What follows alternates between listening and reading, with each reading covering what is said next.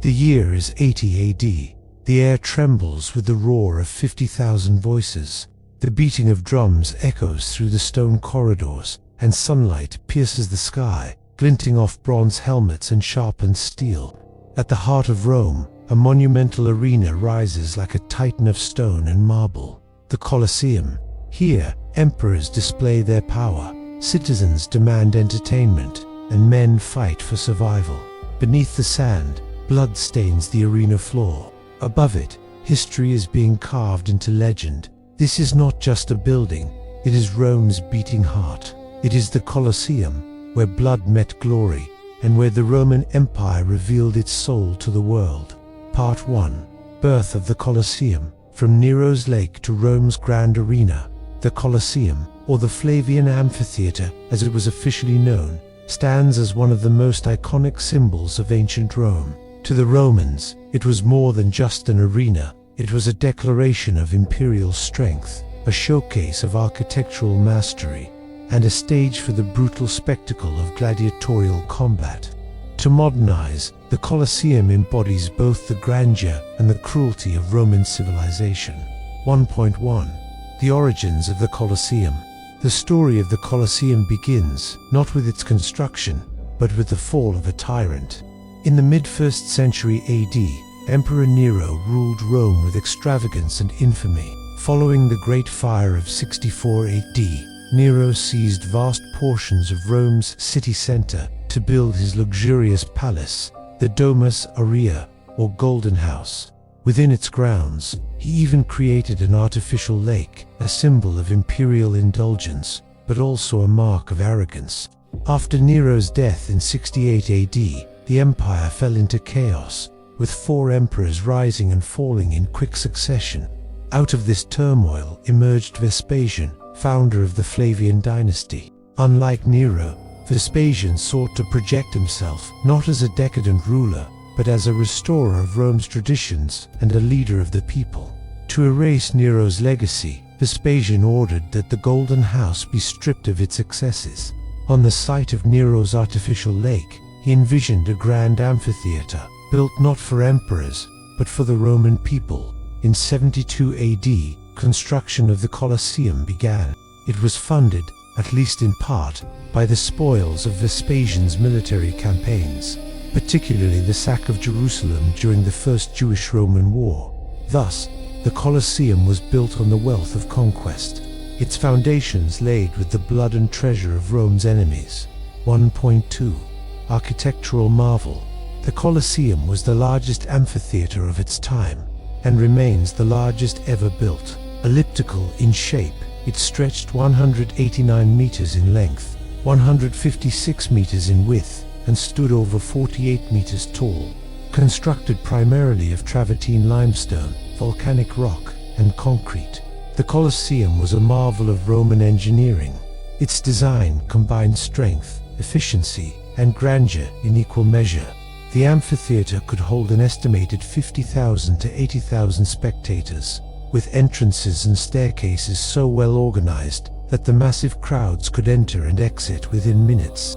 This was achieved through a system of numbered entrances, staircases, and corridors, a Roman innovation that prefigured the designs of modern stadiums. Seating in the Colosseum reflected Rome's rigid social hierarchy.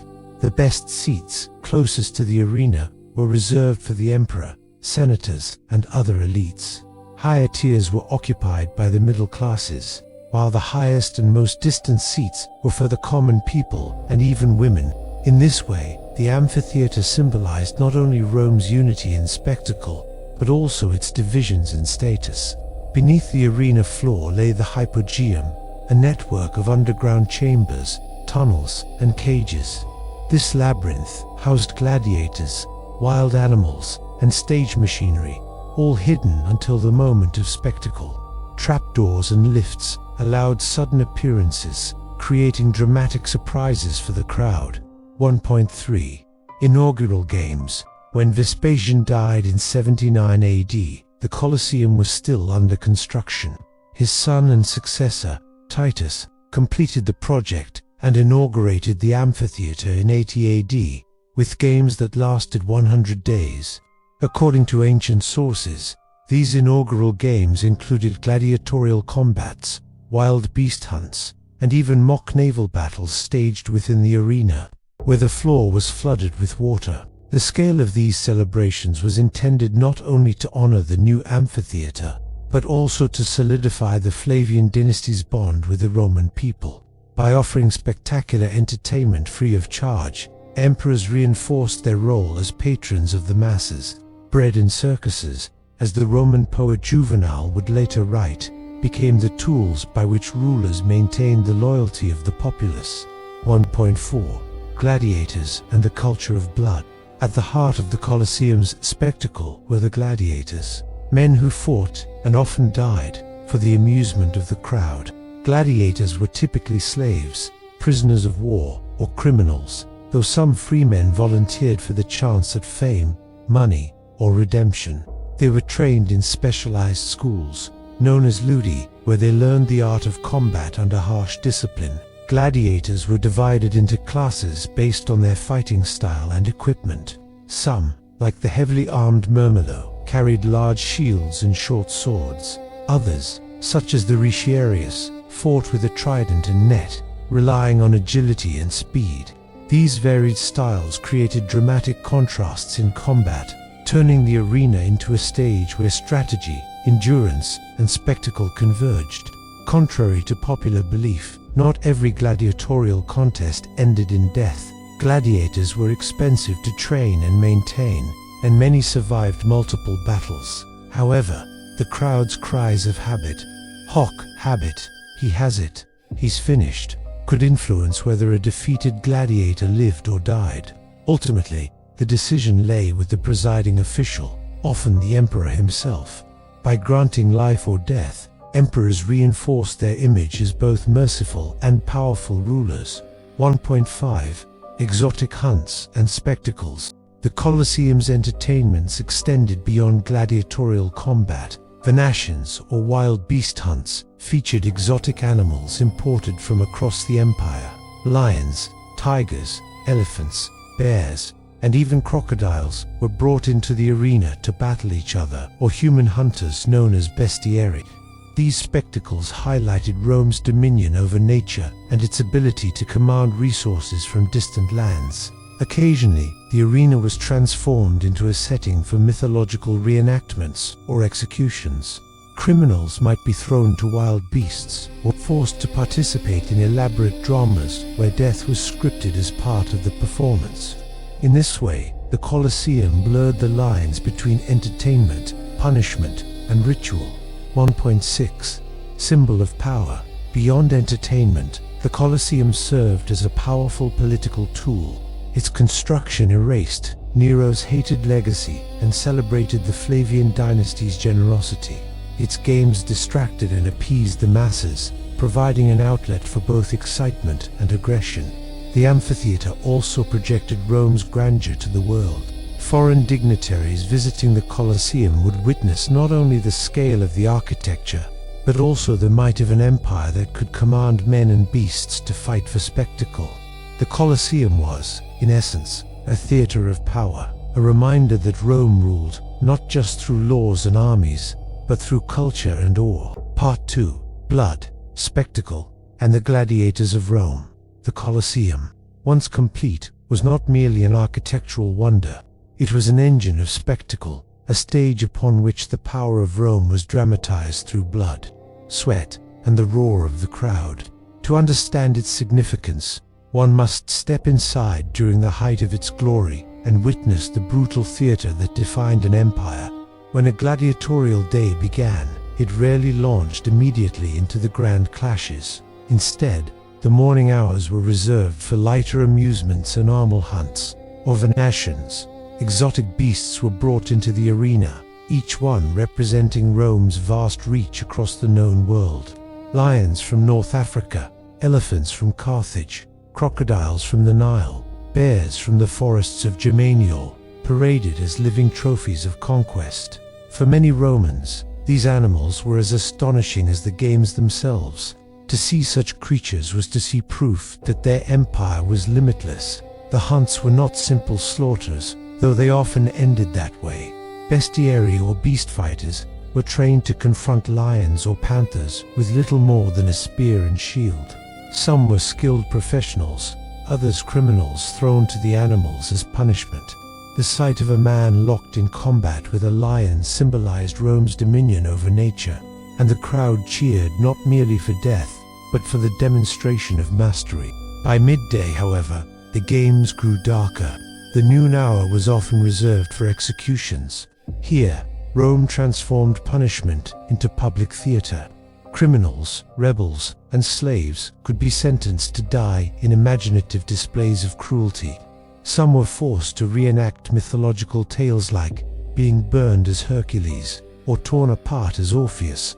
Others were simply fed to the beasts in staged hunts, where there was no chance of survival. These executions were meant as warnings, affirmations of Rome's harsh justice. Yet to the spectators, they were also entertainment, a grim diversion between the morning's hunts and the afternoon's main event. That main event was the gladiatorial combat. It is this spectacle, men fighting men, life against life, that remains etched in our imagination of the Colosseum. Gladiators were not all alike.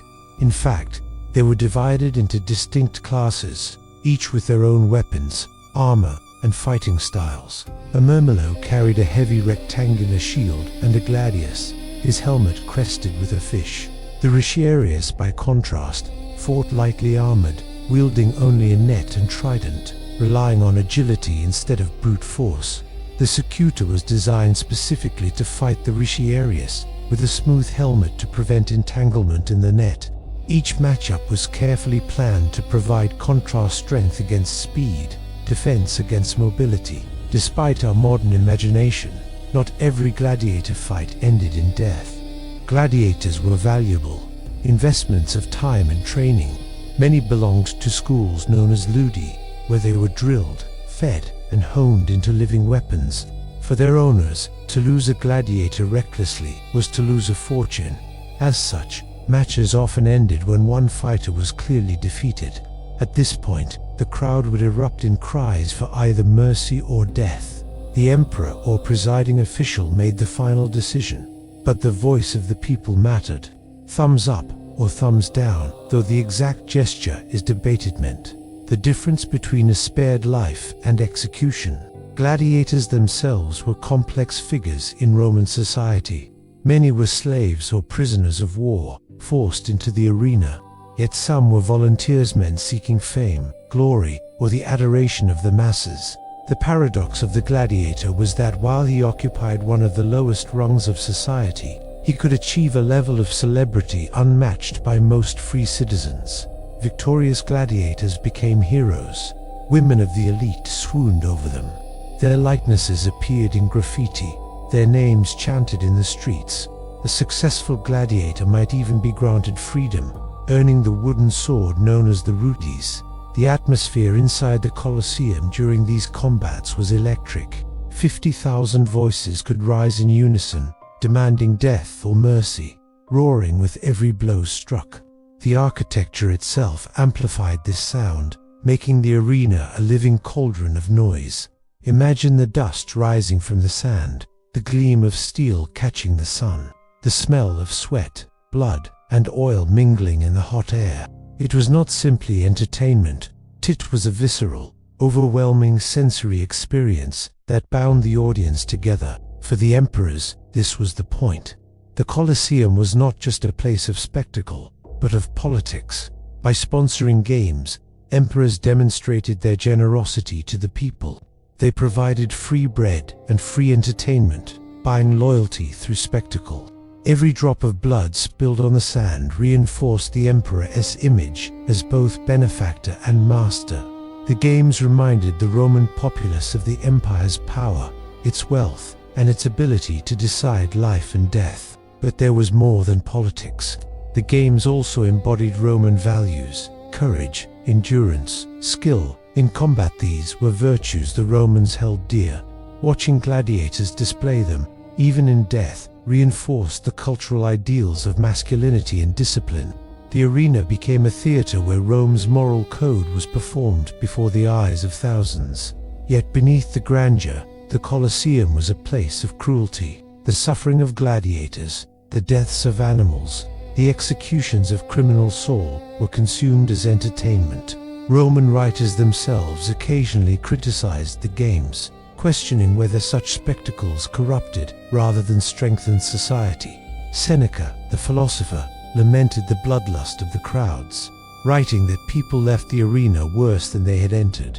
Others, however, defended the games as a necessary outlet for public passion, a way to channel violence into controlled displays rather than rebellion. As the centuries passed, the nature of the spectacles evolved. Naval battles, or naumachia, were staged in the flooded arena, though likely on a smaller scale than some legends suggest. Mock battles reenacted famous Roman victories, allowing citizens to relive their empire's triumphs. Exotic animals continued to astonish, though by the later centuries, many species were hunted nearly to extinction to feed Rome's appetite for novelty. The Colosseum consumed lives at an extraordinary rate, both human and animal, yet the hunger of the people seemed insatiable. Through all of this, the Colosseum remained more than stone and sand. It was a mirror of Rome itself, its ambition, its cruelty, its artistry, its contradictions. To step into its arches during the games was to step into the beating heart of the empire. By the time the dust settled on a day of games, the arena floor was often stained red. Bodies were carried away, animals skinned or butchered, gladiators treated or buried. Yet the crowd left satisfied, their appetites for spectacle sated at least for a time. Tomorrow, or next week, or next month, they would return, and once again, the Colosseum would roar to life, a place where Rome celebrated itself through blood and glory. The gladiatorial games were more than entertainment. They were ritual, propaganda, and performance all woven together. They reminded every citizen, from the poorest plebeian to the emperor himself, of the scale and power of Rome. And as long as the Colosseum stood, the games would continue to echo within its walls, shaping the identity of an empire. Part 3: Decline, Transformation, and the Legacy of the Colosseum. The Colosseum rose as a monument to Roman ambition, spectacle, and imperial power. But like the empire itself, its story was not one of eternal glory. Over centuries, the arena that once thundered with the cheers of 50,000 voices transformed, crumbled, and reinvented itself. To understand the Colosseum fully, we must trace its decline, its afterlives, and the enduring legacy it carved into human memory. The changing tides of empire. At its height in the 1st and 2nd centuries AD, the Colosseum hosted games more lavish and more frequent than any before. Emperors used it as a political tool, ensuring the loyalty of the masses with bread and spectacle. But Rome's fortunes began to shift. By the 3rd century, the empire faced mounting crises, external invasions, civil wars, plagues, and economic instability. Funding massive games became increasingly difficult. Gladiatorial combat remained popular, but its scale diminished. The supply of exotic animals also dwindled. Overhunting, long transport routes, and the empire's shrinking control over far territories meant that lions, elephants, and leopards became rarer and more expensive to acquire. Without constant novelty, the games began to lose some of their luster. Moreover, as Rome's political climate grew unstable, emperors could no longer rely solely on entertainment to secure loyalty. Military campaigns and border defense drained the treasury. The lavish spectacles of earlier centuries became less frequent, and the Colosseum's central role in Roman culture began to fade. The rise of Christianity, perhaps the most decisive factor in the decline of gladiatorial combat, was not economic, but cultural. As Christianity spread throughout the empire, it brought a radically different moral framework. Christian leaders denounced the games as barbaric and degrading, seeing them as celebrations of violence and idolatry. The executions of Christians within the arena, though later embellished in popular imagination, gave the Colosseum a dark spiritual connotation. By the 4th century, Christian emperors began restricting and eventually outlawing gladiatorial contests. Emperor Constantine, after his conversion, was said to have curtailed the games, though they lingered for decades afterward. In 404 AD, after the monk Telemachus intervened in a gladiator fight and was killed by the crowd, Emperor Honorius finally abolished gladiatorial combat altogether. The Colosseum's sands, once red with blood, fell silent. Animal hunts and spectacles continued for a time, but without the central draw of gladiators, the Colosseum's significance diminished. The arena that had symbolized Rome's glory became a relic of its pagan past. Decay and reuse. As centuries passed, the Colosseum gradually fell into ruin. Earthquakes shook its foundations, collapsing sections of the outer walls. Without the constant upkeep of imperial wealth, the grand amphitheater became vulnerable to the slow ravages of time. Yet the Colosseum was not entirely abandoned. In the Middle Ages, it found new purposes. Parts of the structure were repurposed as housing, workshops, and even a fortress for powerful Roman families. The Frangipani family, for instance, fortified the Colosseum in the 12th century, transforming the once mighty arena into a stronghold. Meanwhile, much of its stone was quarried for new buildings. Marble, iron clamps, and travertine blocks was stripped and reused in the construction of churches, palaces, and even St. Peter's Basilica. The Colosseum became a ghost of itself, its bones scattered throughout Rome, yet its symbolism endured. Pilgrims and travelers marveled at the ruins, seeing in them both the grandeur of ancient Rome and the impermanence of earthly power. The Colosseum stood as a reminder that even the mightiest empires fall. Reinvention in the Christian world. During the Renaissance, interest in the Colosseum revived. Scholars, artists, and architects studied its design, marveling at its engineering genius. Painters depicted it as both ruin and wonder, a romantic symbol of antiquity's lost glory. The Catholic Church also reinterpreted its meaning. The Colosseum, associated with the martyrdom of early Christians, was consecrated as a sacred site. In the 18th century, Pope Benedict XIV declared it a holy place, dedicating it to the memory of Christian martyrs. Crosses were installed, and processions held, reframing the Colosseum not as a theater of cruelty, but as a monument of faith and endurance. This reinterpretation saved the Colosseum from further destruction. No longer a quarry, it became a site of pilgrimage, preservation, and reverence. The modern Colosseum. In the modern era, the Colosseum has become one of the most iconic landmarks in the world. Archaeological efforts have stabilized its ruins, excavated its underground chambers, and uncovered its hidden mechanics. Millions of visitors walk its corridors each year, imagining the roar of the crowds and the clash of gladiators. The Colosseum has also become a global symbol. It stands as a reminder of human creativity, power, and brutality. Its arches and silhouette appear in films, books, and even protests, invoked as a symbol of endurance and history. The lessons it carries are complex. On one hand, the Colosseum testifies to Rome's engineering brilliance, its ability to create monuments that outlast millennia. On the other, it embodies the darker side of empire, the exploitation of human lives for entertainment, the cruelty of power expressed through blood and spectacle. It is this duality that makes the Colosseum timeless. It forces us to confront both the greatness and the violence of our shared past. Legacy across time. The Colosseum's legacy extends beyond Rome. Modern sports arenas with their tiered seating, central fields, and mass audiences. Oh, they're designed to amphitheaters like the Colosseum. Every time we gather in a stadium to watch football, boxing, or the Olympics, we echo the architecture of ancient Rome. Yet there is also a moral legacy. The questions raised by the games about violence, spectacle, and the crowd's appetite for blood remain with us. What does it mean to be entertained by struggle? How do we balance admiration for skill and courage with the exploitation of human lives?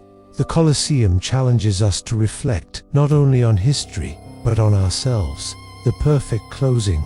As the sun sets behind the arches of the Colosseum, shadows stretch across the worn stones.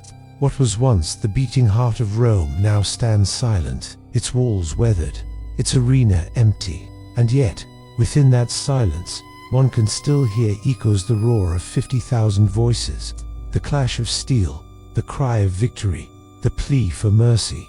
The Colosseum is more than a ruin. It is a mirror, reflecting the heights and depths of human civilization. It tells us of ambition and cruelty, glory and ruin, faith and endurance. It shows us that power is fleeting, but memory endures. When we gaze upon it today, we do not simply see Rome's past. We see the human story, our hunger for greatness, our capacity for brutality, and our unending quest to build monuments that will outlast us. The Colosseum is, and will always remain, a reminder that empires fall, that blood feeds spectacle, that stone can endure when power cannot, and that history, written in sand and stone, speaks long after voices have gone silent.